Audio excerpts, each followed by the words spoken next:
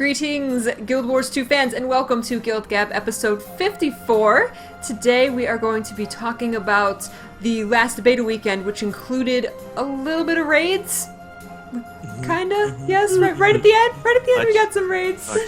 A little bit of raids, and we got to play as the Druid and the Scrapper, and we also got these guys over here, a blog post right before we went live, all about the Exalted, unexpectedly. So we'll be talking about that, but first let me introduce everyone. I am your host, AuroraPeachy, and with me is the beautiful Moinks, the amazing Corvus Plays, you guys switched to it this week, and, RPG Shack? A mountain? Is it? I'm not too sure. We've got no cam for Mr. RPG Shack this week, but he's actually in Moon Alex form right now. And he didn't. It's for your own protection. We're hiding it. It's like how you.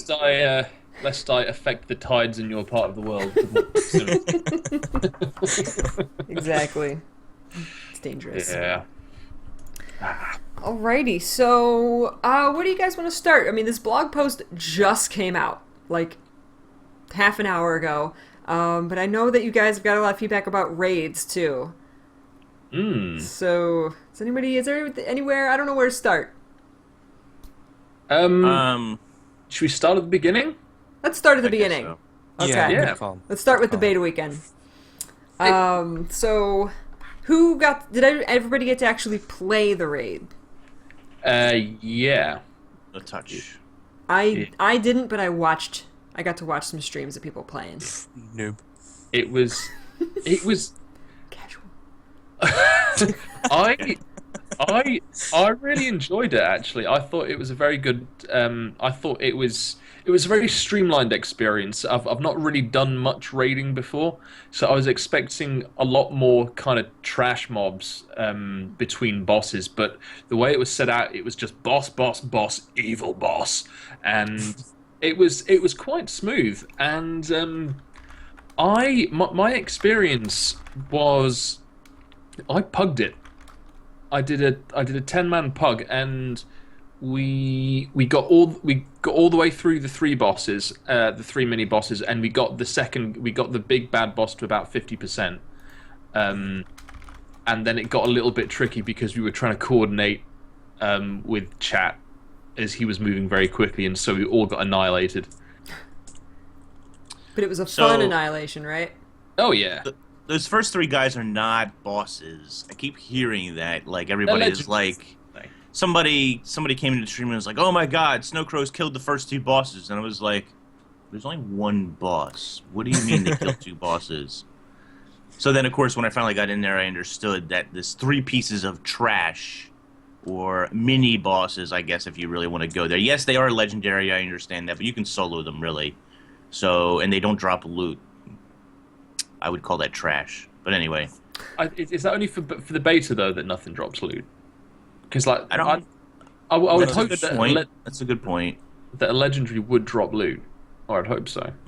But they're easy to kill. I think the bosses are going to be the main... I don't think anything else Like the main boss has been killed by several groups now in the beta. Yeah. And it didn't drop loot either. So you could be right. Those guys could drop. But they're... At best, they're mini bosses. They're not real bosses, right? They only have partial mechanics. They don't really kill you too much. They can be soloed, and I don't know. The only one that gives you a bit of trouble is the blue one. I think that's the one with the boon strip. Right. Unless you're a mesmer. Yeah, but the thing is, because it's got that mechanic where you like stand in the little area of effects and it strips it and you can attack. Once you've got that down, it's actually pretty easy. And the green one is just DPS, and weirdly, the one that we had the most trouble with was the red one for the condition damage, just because we had very little condition damage in the party. Sure. Yeah. And like I say, it was pretty easy. But it just took forever to get the guy's health bar down. Yeah. So the fight itself was a lot of fun. I think for a first boss, it's heading in the right direction. I like I like that the mechanics are a lot more well defined for the boss itself. It has different phases it goes into. There was an interesting post by Roy, like today or yesterday, where someone asked about some of the AoEs, and so one of the first ones that kind of tricks people a little bit, I think at first anyway, was there's a blue lightning orb, there's a ball, and the AoE collapses on itself. And if you don't have 4 people standing there, it does a massive amount of damage to the raid. We'll probably wipe most of the raid. Probably one shots, doesn't it? Yeah, most people. Not the druid, but most people. So there's 2 types that happen. And he said, as you see other fights, not just in the raids, but I guess in the jungle itself, you're going to see this a lot. So AoEs that collapse on itself, those are ones you want to stand in. AoEs that expand on themselves, you do not want to stand in. I kind of wish that they would color differentiate these for some people, but you're going to have to just look out, I guess, for that animation a little bit. They are like this orange circle. And so everybody's first instinct is, well, I'm not going to stand in the orange circle. That seems like a bad idea. Right. But in reality, for this first fight, you do want to stand in that circle because it's a collapsing AoE. So that was kind of interesting. And then they split, and you have to kill them in different ways. One is condition damage, one is pure DPS, and one is the boon guy. So pretty cool. So are those the 3 legendaries that give you the mechanics for the boss? Yeah, basically. Pretty much. It's like a tutorial kind of thing to get used to the different mechanics, and then they kind of combine them all for that final fight. I think the actual boss itself does the actual boss does differ slightly in the way that it rotates it, but Yes. Yeah. I've got to admit it just happened far too fast for me to try and get a bead on it, and the second he changed phase, we all just died. It's a really fun fight, and even the groups who were beating it said they had a really good time figuring it out. They had a really good time fighting the encounter. I assume that the encounter will see a couple of little tweaks and changes probably before launch anyway, which is nice. As far as raid composition and stuff, it was kind of interesting. You know, most people are still wearing Berserker armor and or Sinister armor, or Rabbit if they didn't have Sinister. So it's still very DPS heavy, but that's to be expected in a raid. And even in raids outside of Guild Wars 2, yes, there's usually a few healers, there's usually a tank or 2, but the majority of the raid is always made up of DPSers. And anytime you have an enrage encounter, which I do believe is a good thing at the end of the day, you have to have a certain amount of DPS to hit that DPS mark, or you simply fail. Oh yeah, absolutely. I mean, because it's one thing to promote party makeup, but you don't want to devolve what's supposed to be a challenging encounter into a war of attrition. So in terms of party makeup, what did you guys take in? Well, I didn't really have much of a choice. We had 7 random people, and it was whatever there was. You know, we didn't even have a full group of 10, so we didn't really even get into the second phase. But you know, yeah, Probably a lot of people playing the new elite classes that they're not super familiar with as well. Yeah.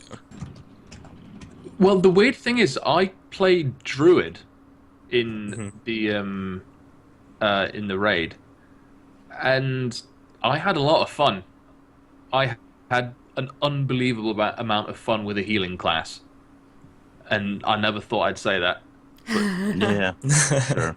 Like, it's so great just being. I was sat at kind of, you know, right in the middle of everybody in my cleric's gear or whatever it was, and, you know, like dropping 7k heals and keeping everybody alive, and then being able to res people even when we missed that imploding AoE marker. Just absolutely fantastic. Well, Go ahead. Sorry, I played my Reaper, and had loads of fun with that, of course. But like, I noticed it. I don't know. Like, I had a lot of fun just seeing those heals go off, and knowing that we had like active healers in our party, and when we would all like clump together on those AoEs, just seeing like the the skill effect and stuff go off, and seeing all those green bars go back up was just, I don't know, I didn't realize like how fun it would be to pay attention to that stuff and have to make sure, like I was in the right place to be able to get like the heals off and things like that. It just added a dynamic that I haven't really had in Guild Wars 2 like ever before. So super enjoyed it. I think we got the boss to about 80% health or something. Like we didn't even split it, but it was just super fun going through. Again, it was a pug group, so our makeup probably wasn't the best, but I don't know, it was just super fun, and I'm really excited for it. And I'm just thinking back now as well to when they were talking about how, oh, you could probably do the first boss with some exotic gear and stuff like that. I mean, that was us like with full ascended, like trying. I can't see people doing the raid in exotic, at least not for months. It's funny because I see a lot of comments even right now where people think because people cleared the first boss, they think this content is too easy, that it wasn't challenging or that it isn't challenging. And I would say go watch the videos that these people put out, go read the comments that they themselves said about the encounter. They've said that even though they beat the encounter, it was still difficult. Could some of them do it in probably a mix of exotic and ascended? Like they had about I think the best timer was like 1:10 left on the invasion timer. So feasibly, yes, they could. But you got to remember, these are some of the better players in Guild Wars 2. If you look at a lot of the mediocre or I guess worse crowd, they were not killing this boss. They were not clearing the raid. Yes, there was a lot of problems with the UI, so more people couldn't get in and test it all weekend long. So there have been more kills by the end of the weekend, without a doubt. There is some validity, a little bit of validity, to the fact that this is the first boss in a raid that is going to have at least 3 bosses plus an event in the first wing, etc., etc.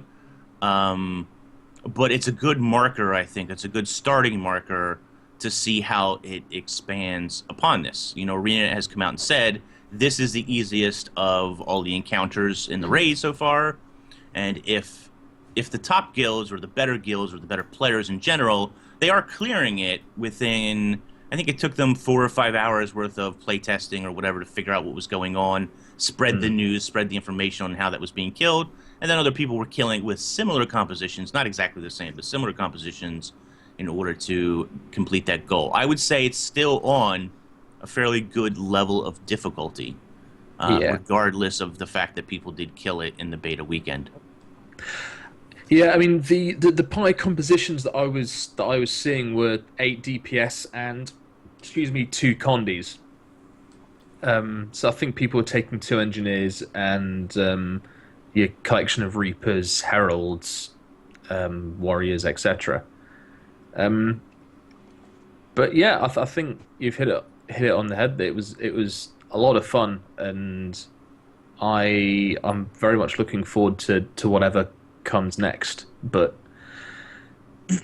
yeah. I mean, we have to remember as well that there's going to be 4 bosses or something in this wing, and so we fought like the very first one, and so the difficulty is going to ramp up. It's going to get a lot harder than this, and like I was saying like a few minutes ago, like they said that the first encounter might be able to be done with like partially exotic gear. Like it means the difficulty is going to get a lot harder, and so it's like people are kind of worried that it might be a bit too easy, but like we've been saying, it's the very top percentage of players that have managed to clear it, and it's taken them hours and hours, and it's difficult but still fun. And if it's going to get harder, I think it's fine. I think raids are in a good place, to be honest. And it's just the beta.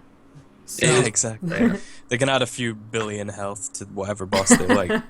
Yeah, I mean that's kind of like a cheap method of making it more. Well, yeah, of course, I suppose. Right, yeah. But I think the mechanics, besides needing a slider for effects on the boss, which are absolutely ridiculous. Yeah. Yep. Which is not new. I mean, we've been saying that forever in Guild Wars 2, that you need to have a way to stop completely or to lower the effects on the boss so you can see what they're actually doing, so that you can pay attention to the mechanics of the fight. But regardless of that, he still had some really, I think he had some really good mechanics. Maybe not new and inventive mechanics, but if you've been playing MMOs for as long as most of us have and have done raiding on any level, even in World of Warcraft, even in SWTOR, in Rift, which had some fantastic rating, even in those other MMOs, you see a lot of the same mechanics employed over and over and over again. And there just really isn't, people might argue with me, and that's okay, but there's not a lot of originality left without creating an entirely new mechanic like gliding to center a mechanic around. Like the tongue boss guy, you got to break down a wall and then glide out. I don't know how often that's been seen in other MMOs or other raids, but that's because you've created an entire mechanic to then use in like a fight or something like that, right? So we'll see going forward what that's like.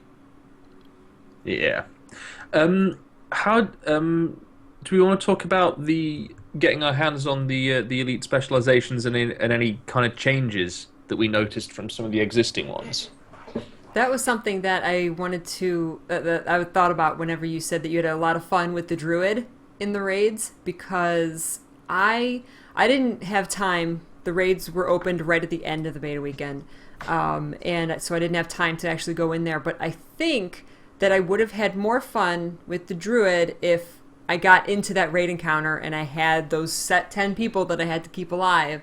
As it is, I played quite a few hours of the druid, but I really just kind of ran around in Verdant Brink in PvE, and I didn't have as much fun as I wanted to. I really thought I was going to love this class, this healing class. I mained a monk in Guild Wars 1, so I was so excited, but I felt like I was just kind of running around trying to do damage. Yeah, the problem I found with the druid was that it's got barely any offensive capability. People were kind of looking at the blog posts and at the guild chat program that they looked into the druid and said, "Oh yeah, you can do a little bit of this and a little bit of that." No, absolutely not. You could probably trait or armor up for. You could probably armor up with like zealot gear or something, but the trade-off to me isn't worth it. If you're gonna choose a very heavily support/healing based elite specialization, you're going to want to stay alive to be able to keep everybody else alive, and you're going to want to max out that healing power. And I got to completely agree. When I was doing anything that wasn't a group event, it was just absolutely useless. It was just... I just thought it was completely rubbish while I was trying to do stuff on my own. And even switching weapon sets, even though you could kind of get through it.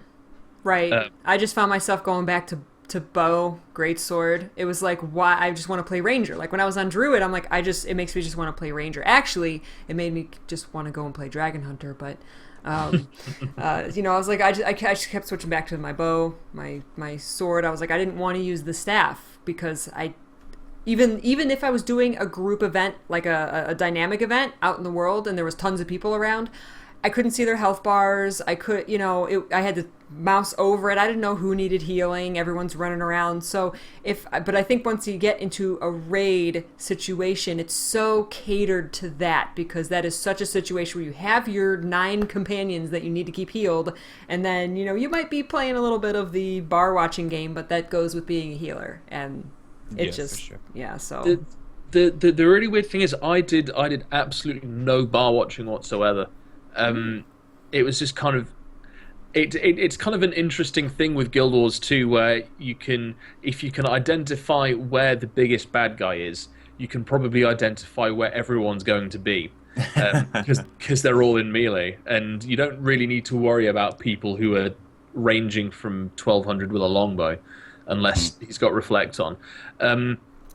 So I found it, even just using your basic kind of staff skills, I found it very easy to rack up enough celestial power to shift into a celestial form, and then you can just drop like massive AoE heals just down on a huge group of people, heal them for however many thousand hit points, drop a water field so someone can blast it, or if you're good with your weapons, you can blast it with a warhorn. Drop seeds of life, do all the condition removal, stun breaker stuff you need to do with your things, and by that time you're back into your normal form, and then the whole cycle starts again. And it felt really refreshing to me that I wasn't having to individually focus on who's got the lowest amount of hit points in my team, but it was just kind of like, right, here I am, I'm a druid. I'm here to provide some healing, whether you need it or not.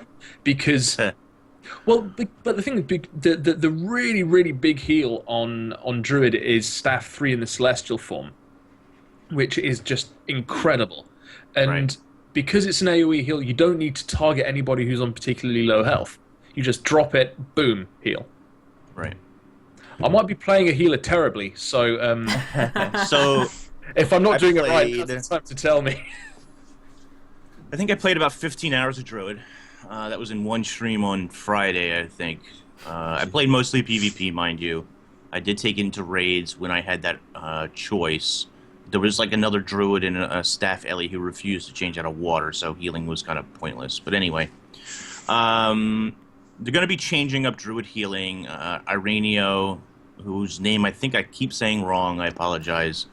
But he took to the forums after the beta weekend, and he said that the scaling would change because healing power scales fairly terribly, not just for Druid, but for most classes. As a matter of fact, I think I want to say all classes, but laying a blanket statement like that is generally a bad idea. But healing power in general just doesn't scale very well with most skills. A couple of the Druid skills it scales with okay.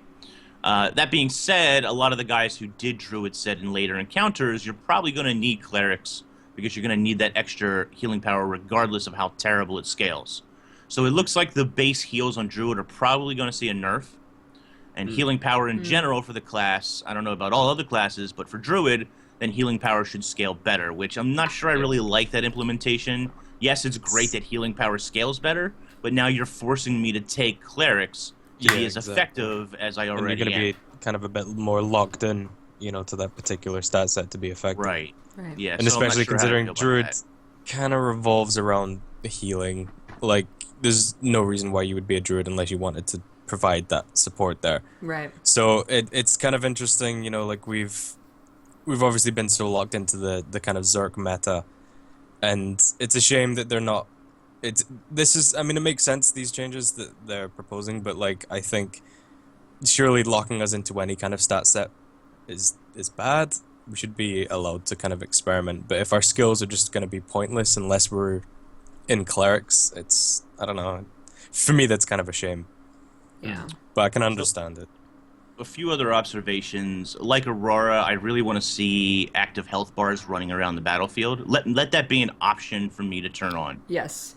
The raid UI, yes, I can see people's health dropping, but if Aurora's in my group and I see she's at half health and needs a heal, I don't know exactly where the hell she's at on the battlefield. Now I can take a guess and say, oh, she's probably at the boss. Let's just drop it on the boss, and that's usually a safe assumption. But that's not always the case. And if I could see those health bars, I wouldn't even have to look to my left to see where everybody's health was at. I could just look at my screen, I can look at the boss, see what animations he's doing, and make snap decisions on who needs healing where, depending on the situation as it calls for it. Right now, I have to look at the UI, say, oh, okay, 3 people are down. Maybe I should drop a heal on the boss. Or are they over here to my left? Or where are they exactly? It makes it a little more difficult to heal, I think. Just my opinion. Yeah, I agree. In open world, I didn't really feel like the healing was rewarding. Even when I was doing group events like the Wyvern or something, I didn't really feel like the healing was that rewarding to me to want to use Druid in the open world. Yeah. And it's true, like I could just switch my weapons to longbow or greatsword, or I could just even use staff, plink away at the boss, and I'm still going to get credit. So getting credit wasn't really my issue. I just didn't feel like, oh, I just saved Corvus. Hooray. I don't know. I wasn't, it didn't feel rewarding enough to me. And that's not because I don't like healer. I do like healer. And when I was playing healer in raids, it did feel rewarding because I felt like I was really contributing to the survival and the added DPS to my group and all those other sorts of things. And even in structured PvP, I felt like I was pretty effective in Stronghold. But in open world events, and I didn't play a lot of old Tyria, but I imagine it's probably going to be the same, I just didn't really feel like, why am I playing Druid exactly? And yes, you can mix it, you can hybrid it, and I still did plenty of damage in order to get credit, so it really wasn't that big a deal. But it also wasn't nearly as fun as just playing my basic ranger that does a billion DPS. Totally. I think it's because we're in this in between now of like the game so far hasn't exactly been kind of designed to support, you know, kind of dedicated healers and that kind of thing. And so the open world, it'd be really difficult for them to really do that. And, you know, obviously stuff like not being able to see health bars and all this kind of thing is a problem. I think maybe as the game evolves and future expansions into more regions and stuff like that, the content could cater more towards that stuff. But I do think that at the moment, druids are really only going to shine in raids. I think everyone's just going to leave the raid and go back to playing ranger. Well, in Like World this. vs. World, I heard they were pretty effective as well, although I didn't try fair. that out. You know, and somebody made the comment like, well, ArenaNet wants you to play the screen and not the UI. Well, that's great, but if you put health bars on the screen, then I'm looking at the screen. Right. If you don't put health bars on the screen, You don't know who needs healed. I'm looking at the UI on the left. I'm not paying attention to the boss. Yeah. I'm looking at the UI on the left and trying to determine who needs my heals and who doesn't. Right. So I'm not paying attention to the game really. I'm kind of doing both things at once to the best of my ability.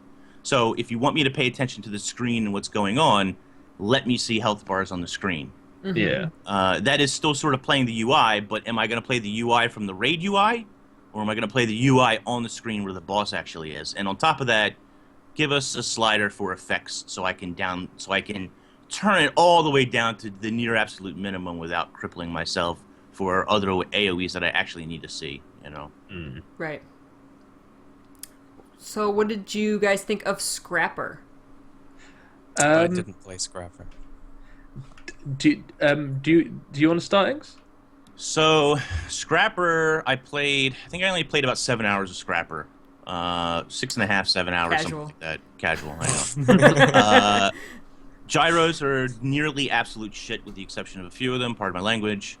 They are terrible, aren't Didn't they? really like them. Oh, no. The function gyro, some people were telling me I was using it wrong, but when I was using the function gyro, I had to pray that he was actually going to do what he was supposed to do. In raids, he worked a little bit better because he would actually go and res people, which was nice. Don't get me wrong, that was fantastic when it worked.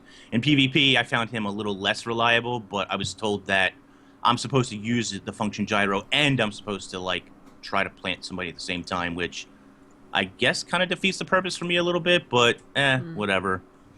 I felt like they were too slow. They didn't keep up very well. The AI was kind of shoddy. Their abilities are so-so. Like, don't get me wrong, I did find it used for some of them, and I think that in particular situations, a few of the gyros are sort of useful. But the overall situation with gyros, I didn't really appreciate or like them. Now, that being said, I still did like the Scrapper's traits. I thought Hammer was a lot of fun, although I think it needs a little bit of a DPS tweak. I realize it's a defensive weapon, and it has a lot of defensive capabilities. But a tiny bit more damage, I'm not sure, would really break things and would bring the Hammer into a better place. That being said, it took me several hours in PvP to really find a build I enjoyed playing with Scrapper. For the first couple hours, I really did not enjoy the class at all, and that's just because I couldn't find a build that I liked, and it took some getting used to. But Engineer is not exactly a class that I main, so I'm not sure how valid a lot of that criticism actually is. I mean, the thing that I completely agree. I thought universally the gyros were crap. I don't think there's a decent one among them for PvE. The stealth one in World v World, sure, I can see that happening. But they just... No, I just didn't understand why you'd take the gyros outside of some of the stuff that you can already take. You know, why wouldn't you want to... Why would you swap out a gyro for the grenade kit? Why would you swap out a gyro for something like Elixir S just to get that extra kind of survivability? It was... I was so disappointed with them. I was looking forward so much to having like a little kind of drone army coming around, but they felt so inconsequential, like they might as well have not been there. Yeah. You know, I think Scrapper in general as a class worked pretty well. Yeah. I just don't think the gyros were that... I think they were kind of useless. Yeah. But I did love the hammer. I had a lot of fun with the hammer. Especially Rocket Jump. Rocket Jump was a lot of fun, but sort of unpredictable at times once in a while. There was definitely a couple of times in Verdant Brink where I almost like would jump off the ledge, and I'm like... Yeah, I did that. like the enemy's in front of me. It's like you jump and hit them, and then I jump all the way over here, and then I jump all the way. It's like, what? Why can't you just jump around them, or I don't know what? But it was kind of crazy. It was fun. It was a lot of fun. Don't get me wrong, but a little crazy. I wonder if they'll tweak that because there was similar problems with the Reaper Shroud 2 skill, but then they made it so you stopped moving once you'd reach your target. So like, I wonder if they could do something like that with that skill. Every once in a while, it felt like I was playing Ranger with like an untargeted sword, and I would just fly off in a direction I didn't want to go. And then I would come back, so it was okay, but it was like, wow, I missed that hit. That kind of sucked. But fun nonetheless. You know, I played in PvE open world stuff. I was playing like a Juggernaut flamethrower build, and I would use a little world gyro, so I would pop down my fire field and throw him in the center, and fireballs everywhere. So it was fun to play. You know, how effective that really is. It's open world, who cares? But in the raids, I definitely see like pistol. I think one of the guys was using like pistol shield scrapper, which was super effective. I could definitely see hammer having a place like that, even though it doesn't do a ton of damage necessarily. It makes you very, very durable, and I like that play style. I think it's just a lot of fun to have that going on. I know this is kind of going back to raids a little bit, but do you guys think that we are going to get or need another beta for the raids, since they were off most of this weekend? I think they said something along the lines of they're looking into giving us a little bit more time with raids because we didn't have access to them. I know that they did extend the beta itself by about 12 or 16 hours. But I certainly, even if it's something like, you know, they release Heart of Thorns and then the weekend after Heart of Thorns releases, you get beta, you get preliminary beta access to the bit of the raid that we've seen already, just to give it a bit more of a once over. But to be honest, I don't really see the need. It worked. You know, once they got the UI stuff sorted, it worked perfectly fine. Unless I missed any kind of big bugs. See, I think it's likely that we will get to test it again. I think the raid worked fine while it was working. It was working, Right. and that stuff was fine. It was the squad UI that was kind of the biggest problem of the whole thing. So I think we will, just because there were problems and people didn't really get their hands on it, and they're going to want to double check everything, and because we still have, you know, potentially like a month or something plus until raids are meant to be like released. Yeah, I think it's likely. Just to give everyone a taste, even if it's more for hype reasons than actual beta testing. The squad UI stuff they really need to nail though, because I think is that planning on being shipped, like coming at launch, right, for WoW World and stuff like that. That should be there in 2 weeks. So that's kind of the biggest thing. Like, so if they were gonna rush another test for anything, it would be the squad UI, because obviously internally that's been working fine until they wouldn't have put it in like that if it hadn't been. So I think they probably do need to test that, but whether they will be able to in the next 2 weeks, I'm not too sure.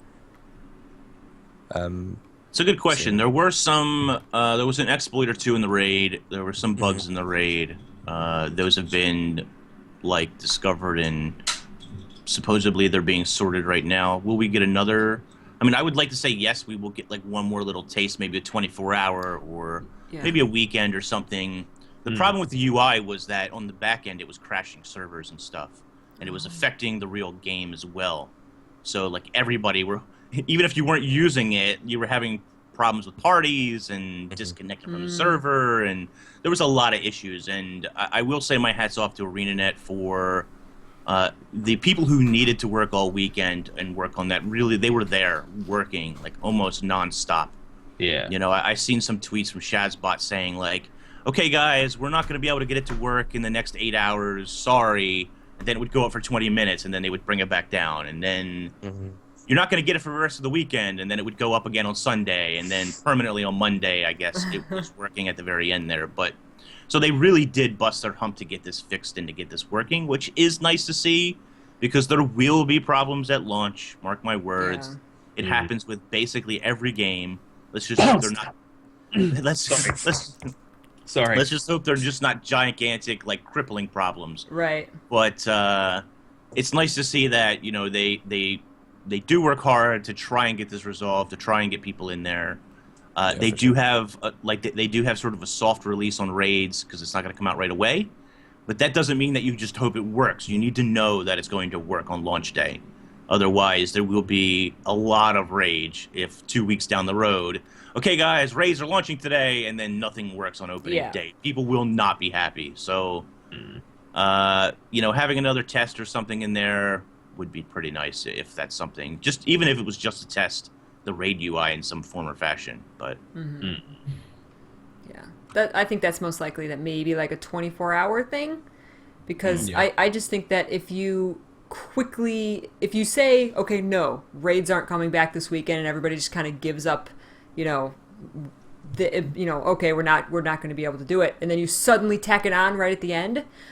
I just feel like that's not a proper. I mean, raids take preparation, they take time, they take planning, and even though this is just the first one of the first raid, but I just think that, what if they tell you a week in advance, okay, you're going to have 24 hours to try and, to do this raid, and then you have more players, more guilds are able to schedule that time and schedule those groups. What if you suddenly have 1,000 groups are suddenly able to destroy this boss? Like, I think that's a much better test of what will actually go into raids when it actually does launch than this, okay, hurry up, you have 12 hours, right at the end here, we, surprise, you get to try raids, and so many people were still able to defeat it. So I think the one more is needed, even if it's just another like 24 hour test. Yeah.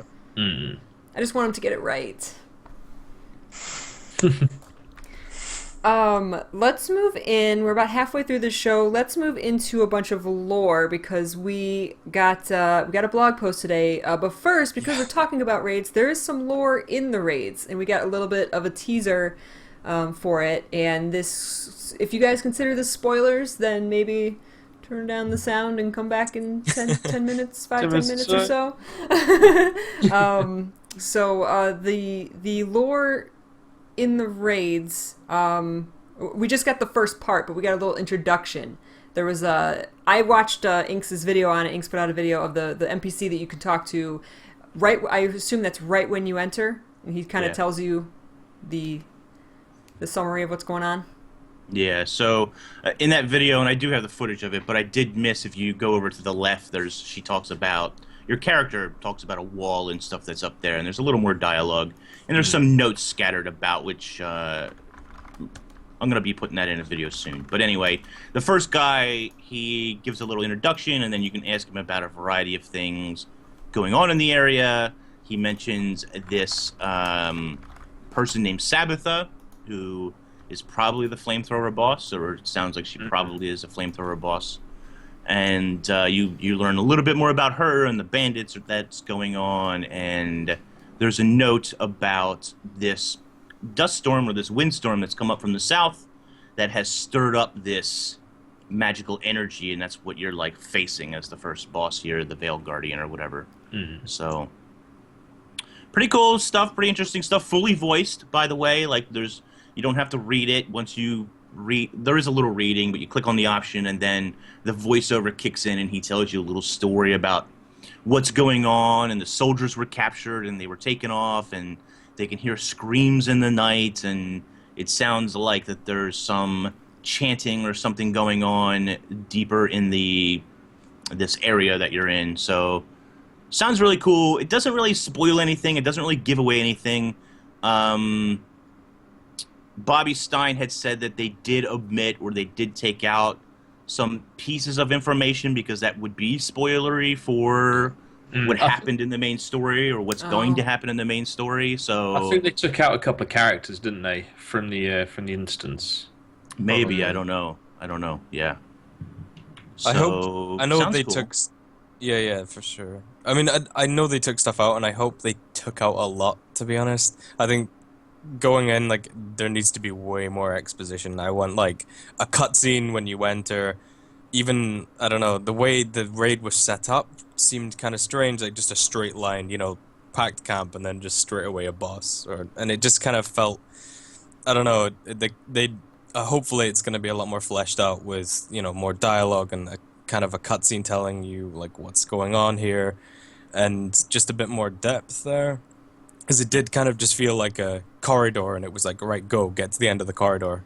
Well, even the entrance to the raid was not where it's originally going to be. So they probably did take a lot out, and because they want you to get to the meat. You know, they wanted to test. Yeah, they just wanted you to test the fights. Yeah. Right.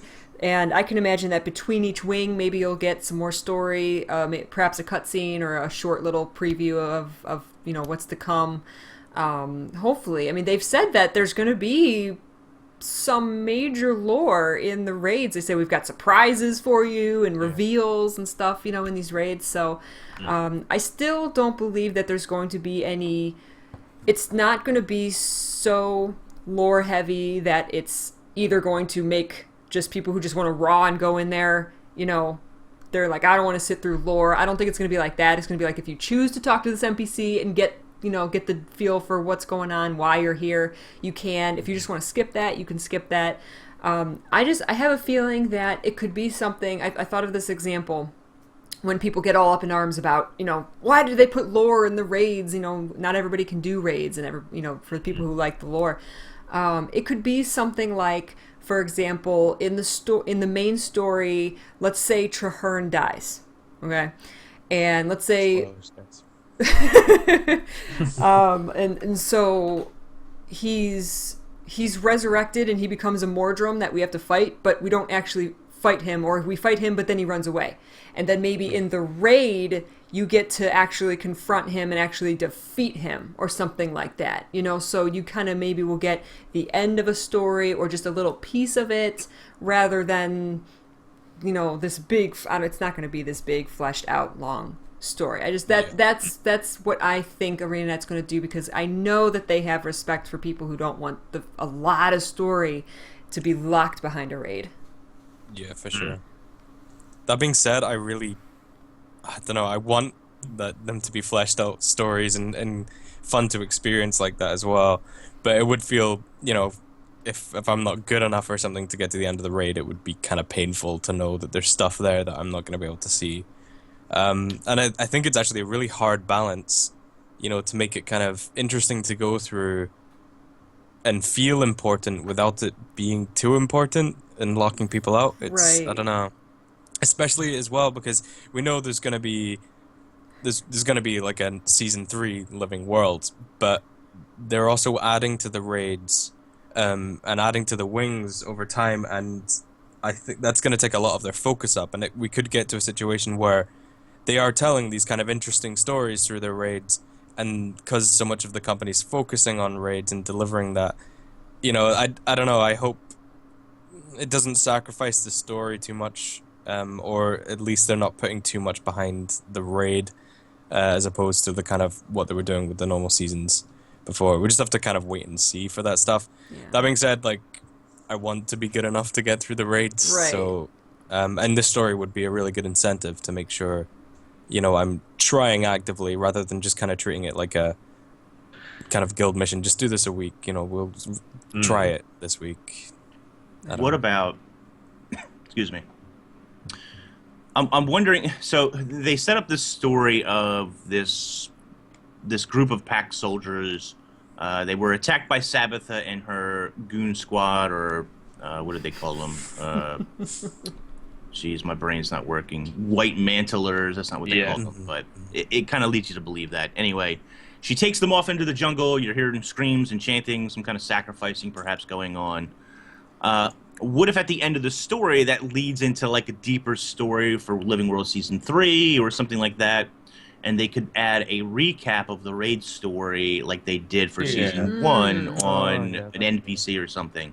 Right. So like, let's say that this first NPC you meet, who, and I forget his name, he gives you a bunch of information. What if he's waiting somewhere else in the open world later, start a Living World Season 3 and say, hey, this is what happened in the raid in case you missed it or whatever. In case you forgot, Pack Commander, this is what happened. And he gives you a short summary, and that way it sort of catches you up if you didn't see it or if you didn't go watch YouTube or something like that. Right. And I realize that's not a perfect solution. I realize that won't make everybody happy, but it's better than not getting anything because you weren't able to raid, Right. I guess. I keep going back to the end of season 1, the battle on the Breachmaker. There was lore connected if you did that open world Lion's Arch battle on the Breachmaker where you go up and you fight Scarlet's hologram and everything, and then at the end she limps towards, into the Breachmaker deeper. And then you have to go to that separate instance and fight her. There was lore there, but if you didn't manage to defeat that, or you didn't want to take part in that battle, which was very difficult, especially because it was so open world. I barely defeated that back in the final season or final episode, and so, but there wasn't so much lore there that if you missed it, it was really that devastating, to a big lore geek. So I'm hoping that it's kind of like that. But like you said, Corvus, I completely agree that I still want it to be an incentive to go in there. It's like it's like I said, if you want, who wouldn't want to fight Traherne and finally kill him or whatever, So, so you have that incentive, whereas the main story of how he got that way could be in the main storyline. So, we'll see. Well, I mean, there's legendary armor and stuff up for grabs for raids as well. And if they're going to be adding more and more, think of it as kind of like a fractal level type thing, where they want people to start kind of at this beginning and then they can add and evolve to it. If they make it too punishing and too kind of, I don't know, not fun and just hardcore for the sake of hardcore, then a lot of people are going to try it and then kind of get tired of it, and then they're going to be putting out these wings every single year with only a small percentage of the community playing it.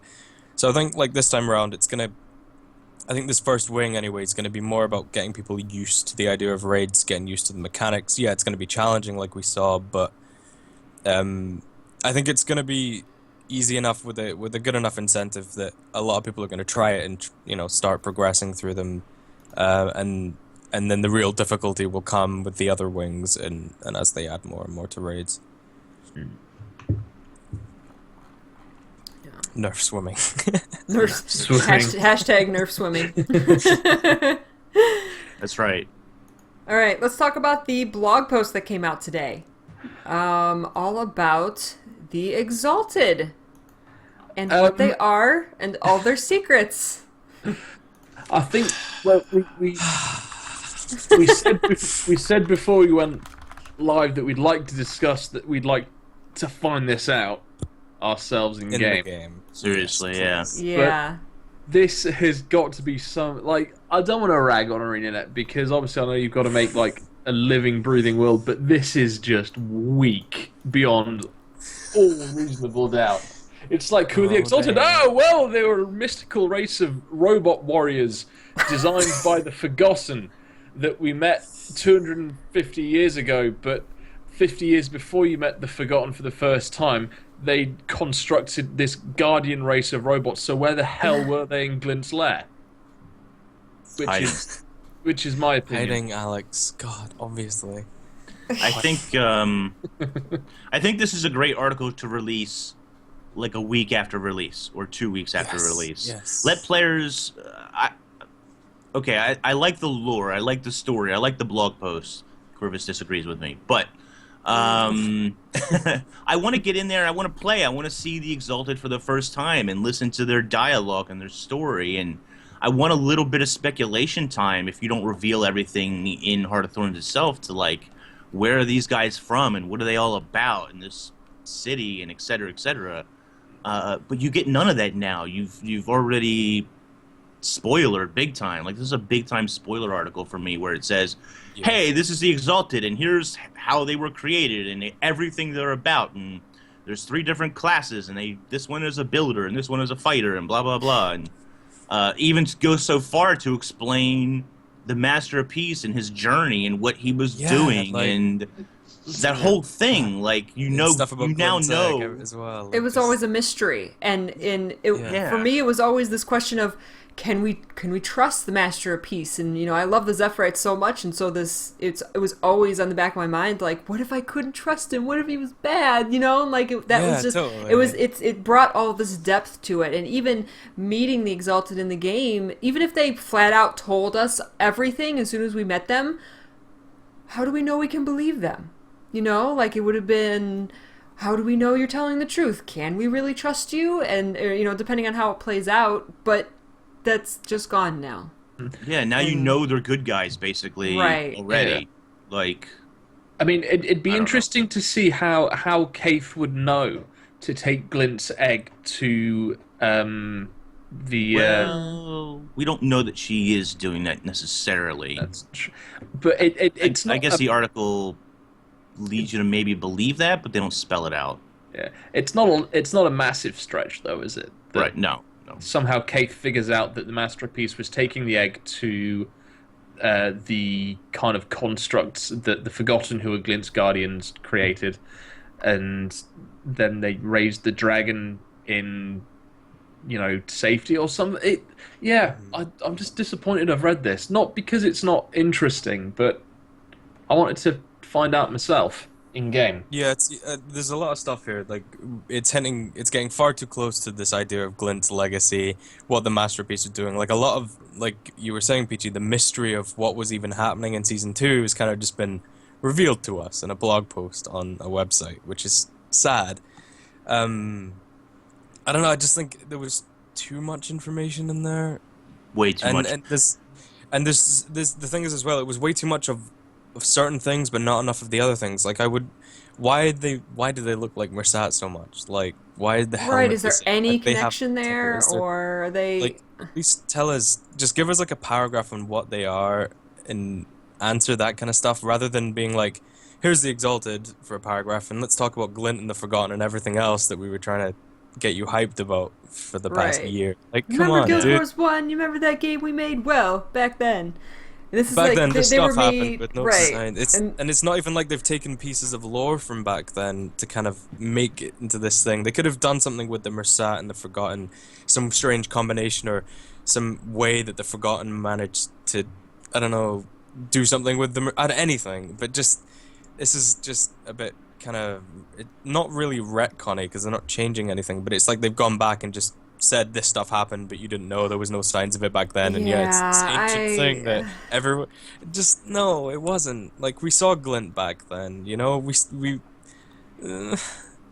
Forgotten back. Unless there was one tiny little glimpse of them, and maybe we never knew what that was. What was that? Like at the end of Eye of the North when Livia grabs the Scepter of Ore, you're like, what? Like, we don't know, we still don't know what that was about. So if it was something related to that, you know, or if Livia is one of these things that, you know, that is my hope. Who were these people who did this stuff? Right. Like, who apparently gave it was themselves just up and gave random their souls humans up. who said, but like, yeah, we didn't I hear want to anything be about them. Like, immortal. who are these people?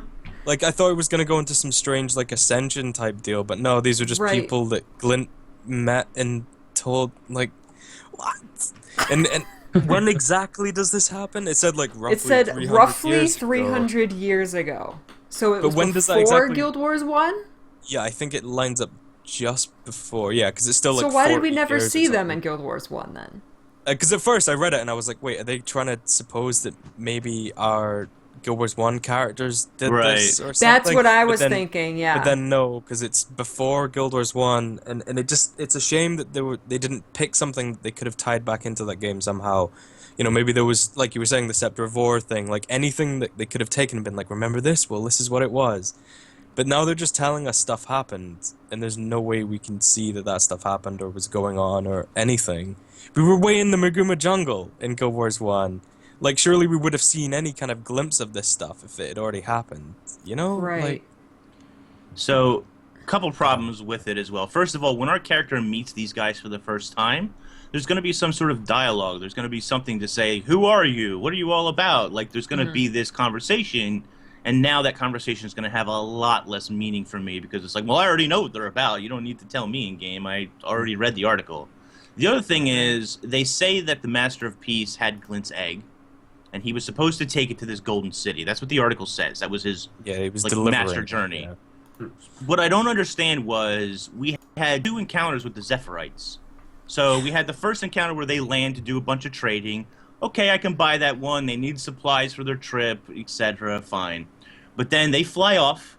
A year later, LA gets attacked, and they're like, we got to come back and help LA and give you guys supplies that we collected while we were flying around doing God knows what. Why are you not in the jungle? Why are you not already at the city? I don't know. What happened? And then Yeah. you Oh, have this we'll just wait till super- Mordremoth wakes up, then go. You have this super secret, like, thing going on where you need to deliver this egg, but you're like, yeah, let's just take a bunch of Savari with us, the soundless, because they seem like good guys. We need help. Sure, No. let's just bring them on board. well, We're not on I a remember secret us- mission or anything, so it's good. I We're all remember good. us saying this, like, I remember us saying this way back the start of Season 2, like, when this whole Masterpiece thing happened, and how it was suspicious that he had this important quest to do, and we save him from Aaron, and then he, like, refuses our help. Like, we're leader of the pact, okay? We took down an Elder Dragon. Like, if his thing was so important, why did he refuse to Why let does us he just help keep or come running with him, from and he us? just went Yeah. on his own? And I remember saying that, and it was like, well, maybe he's doing something bad. Maybe he doesn't want. And that was why we started speculating loads on Right. whether he was even a good guy. And now it's even more like, okay, so it's like a plan 300 years in the making. You know, like that Glint instructed the Forgotten to construct these things to protect our egg and our legacy way after all this stuff was supposed to happen. And yet this Masterpiece guy's like, oh, don't worry, man, I'll just go through the jungle on my own, like with it in my wee backpack, like no problem. Like, no, dude, no. And yeah, why didn't the Zephyrite go there? Like, why did they wait until like the worst possible time to head through? Like, and I don't know. It's kind of obviously maybe I don't know how much of this was planned in advance, like when the Exalted and this kind of lore was even thought up or anything. But it just doesn't fit properly. And I don't know. And someone said as well, like maybe we didn't see them in Guild Wars 1 because they were hidden. They were supposed to be They were asleep. Yeah. Which doesn't make any and in the sense to me. trailer, That doesn't make They're sense. But in the magic. trailer- They're magic fueled. They're immortal. But they needed to sleep to conserve their power. They need to Right. sleep, conserve their power. So What? for some reason, one day they might need to back up some people who are hidden in a single grain of sand in a desert that you can't actually They get probably to should through have, you know, walking. instead of the Zephyrite picking up the Soundless, they probably should have picked up the Exalted to help protect yeah, them. exactly. The thing well, is as Glint well, knew though, though. Glint knew. Well, yeah, she she knew prophesized her everything. own death, I guess. I don't know. Probably should have gone to the Golden City to friggin' lay her egg. She probably should have told Air, this is a really bad idea. I'm going to get killed. We're not doing this. This is Right. not gonna Where's happen. your prophecies Logan's now? gonna run away, by the way, don't bother. It's just, I don't know, man. The thing is I'm as joking, well, like, but in the trailer though, you know, where we first saw them and it was like new allies and we saw this one, what we thought was a Mersat at the time, doing that stuff, it looked like he was constructing the city, and it's possible that they were sleeping and maybe they're raising the city now, or maybe it was hidden before and that could be a reason as to why we didn't see it in Guild Wars 1 or something. And So- no, I don't know. someone makes a good point in chat where they say they had to sleep to conserve their power. But It says- in the next paragraph, it says they don't need to eat or sleep. They're magic. They're immortal. There's no eating or sleeping. Hold on, guys. We need to hibernate. My power. I need to plug into the wall. It's too much. Oh my god, dude. Oh I don't my know. god. I'm excited to learn this stuff. This is cool, and any lore is good. We've gone so long without any proper lore, and this is tied to the story of this stuff, and it's talking about stuff that we learned about in Season 2 and tying it all together. It's exciting, it's good, but just, this wasn't the way to learn about it, and maybe it'll all make more sense, you know, when we're playing through the story and we hear it in context, and maybe they'll explain stuff more, but hearing this stuff right now in a blog post, there's too many extra questions now, it feels inconsistent, and I kind of wish they'd waited until we played through Heart of Thorns, where it might have been told to us better, we would understand more of it, and it would tie in together a lot more. Yeah, I'm sure I don't I'm know. sure in game there's little things that we just don't know about yet. Yeah. There's little Yeah. plugs to fill the gaps that we're just not quite seeing, right? But that's why they should have waited a week or two after release to release this kind of information. I think the information is great. I want to see more blog posts with this detailed kind of thing explaining the Itzel, the Nuwalk, whatever, right? But wait until I meet them, until I can play the game and see what that's all about before you tell me where they come from and their origins and the whole thing. It's, I don't know. Anyway, No, agreed. I'm raging too hard over the article. It's silly, but I just hope that maybe, because this skims the surface. This tells the overall Yeah. journey and story of the Exalted. So hopefully the story in Heart of Thorns will go into much more detail. Perhaps we'll learn who these people were and why they sacrificed themselves to be exalted and all this. So hopefully we'll get that. Hopefully we'll get the detail. Maybe their story is so complex and complicated that they wanted to give us a heads up on who and what they are so that we could properly process everything that they are. That might be just wishful thinking, though. I hope not. We had a PvP post as well yesterday. So was it something about the reward tracks? Black Lion Keys. Black Lion PvP reward tracks. Yeah, a little bit new of finishers, guys. New finishers. Jungle Dragon finisher. Oh my god, yeah. Okay, that's first fun of all, let's get a jungle bunny. Yes, I mean, come on, nobody cares about the dragon. A jungle bunny. Jungle bunny. A jungle I want a bunny jungle is where Doliac. it's at, okay? Jungle bunny is where it's at. Nobody cares about a dragon. We've seen it already.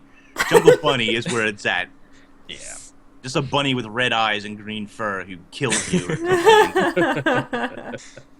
See, the thing is as well, the Phoenix finisher is probably one of the best finishers in the game, more so than the current Dragon rank one. So I'm super looking forward to that. They did tease. Yeah, Jungle Shark, that'd be interesting. I think all of these things are really good, though. PvP people have had no way to earn Black Lion keys in their game mode whatsoever, other than just saving gold and spending that on gems, that kind of thing. So that's really good. The new ranks, basically, is what we're getting, is reward tracks where at the end you get a new finisher, starting with Bunny, going all the way up to Dragon again. So that's adds like basically a whole new set of ranks without... It's like increasing the level cap, guys, but without actually doing that. So that's cool too. I don't know. I've been playing a lot more PvP this year just because there's not been as much PvE content, and I don't know. It's really addictive and stuff. And this is really cool. The finisher though that they teased on Twitter the other day was just so over the top. Like most of the other ones, right? Even if they're kind of big, they're see-through, like kind of holographic or something. They fly around more. But this dragon or the wyvern one that they showed off, like, was so like opaque. You actually can't see behind it, and I wonder if that's going to be a problem in match and stuff. Where you're actually not going to see people. There were some PvP players already, or people in general already, talking about how they think that's problematic for the game, that it actually blocks your view because you won't be able to see what's happening when that finisher happens. So some people are asking, like, is there a way to turn that off, or let us not see it, or normalize it somehow, or something to that effect. So, yeah. I will say there's a little bit of controversy as well. There's a new PvP item coming into the game, and it's going to replace half of the transmutation charges from PvP reward tracks. Shards of Glory. Yeah, so there's a lot of people not overly happy about that either. I mean, honestly, I think they should remove one tome and one transmutation charge if you're going to add those in. Great. Other people have said...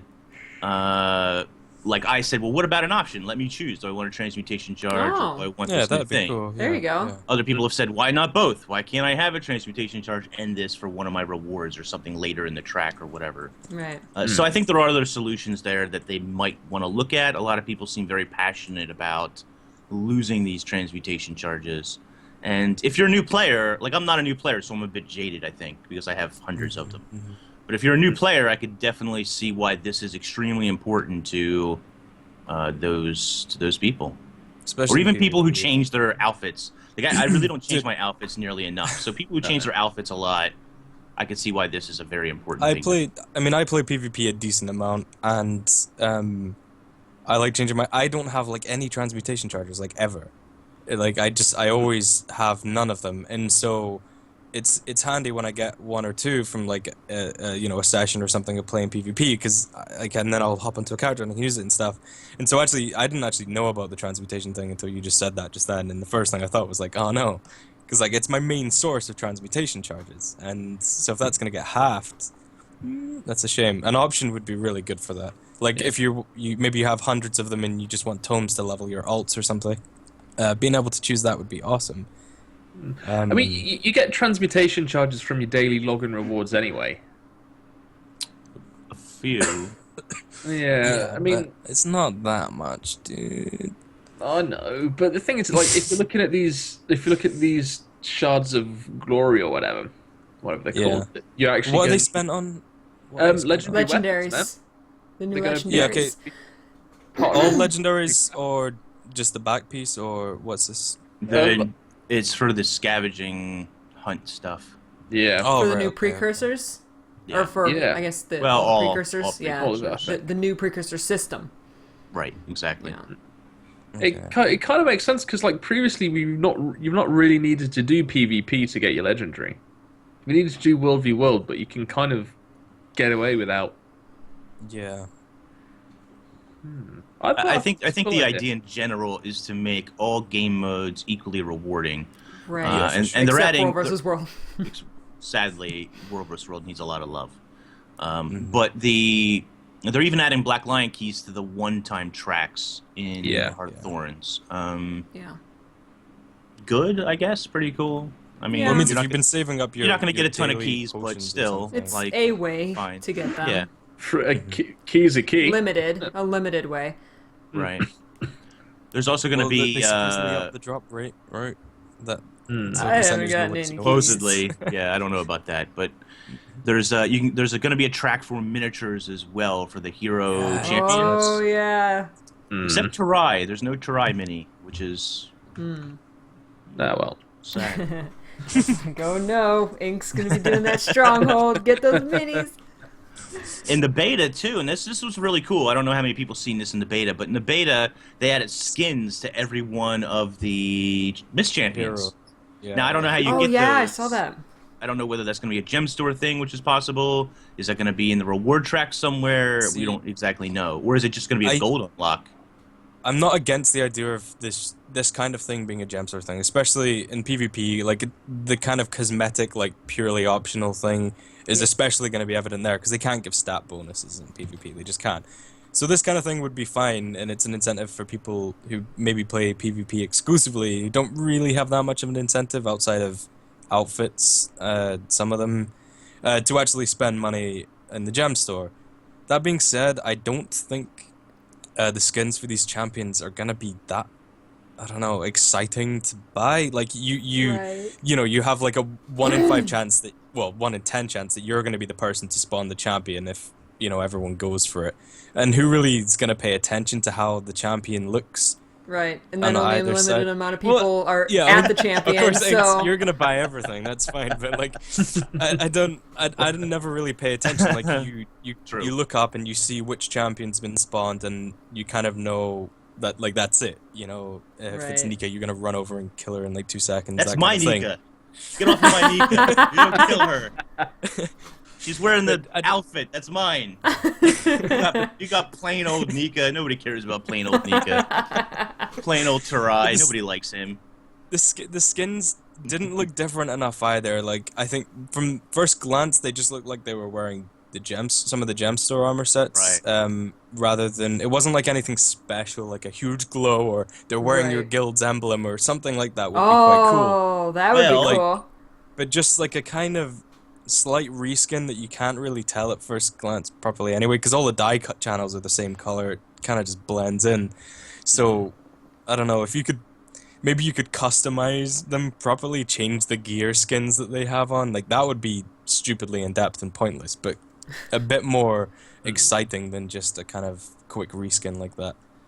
I think if there was a repeatable reward track, you could put these skins at the end and say, Yeah, see, choose which yeah, one I you would rather want. that. You know, I would way rather that. I don't think these would be gem store for Like, that's There was, might be uh, There might be one shiny one that's a gem store or something. Well, there's a That being Tarai. said, one of the Tarai one was all the radiant armor, I think. Yeah, Yeah, Oh.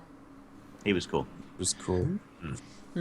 I didn't get much of a chance. Well, again for the third beta weekend running, I forgot to do any stronghold, so I didn't get a chance to look at any of this because I was too busy running around healing people. Which, in hindsight, could have been a bit handy in PvP, but there we go. I love Stronghold. So good. It's a shame. It's a real shame that all the PvP I've been doing counts for nothing in these betas. That sucks. Yeah. But it's like 11 hours of PvP. That's wasted. You don't get anything. See, for I've just that. been playing on my normal characters just because I No, want that like, reward track Druid stuff. and I don't think I played one match on an elite specialization, actually. Alright, well, I think we're going to wrap up the show there. Anything else, any questions the Twitch chat has, we can answer for you guys in the post-show. So thank you guys so much for watching. If you're watching live on Twitch, like I said, please stay tuned for the post-show. If you're watching on YouTube, please scroll down into the description and check out our YouTube channels, Twitch channels, Twitter channels. Follow everybody everywhere and check out all the other Guild Wars 2 content that we do. And we will see you guys again next week at the same time, 1 p.m. Eastern, right here for more GuildGab. Alright, take care, guys. Cheers, Bye-bye. watching. Catch you later.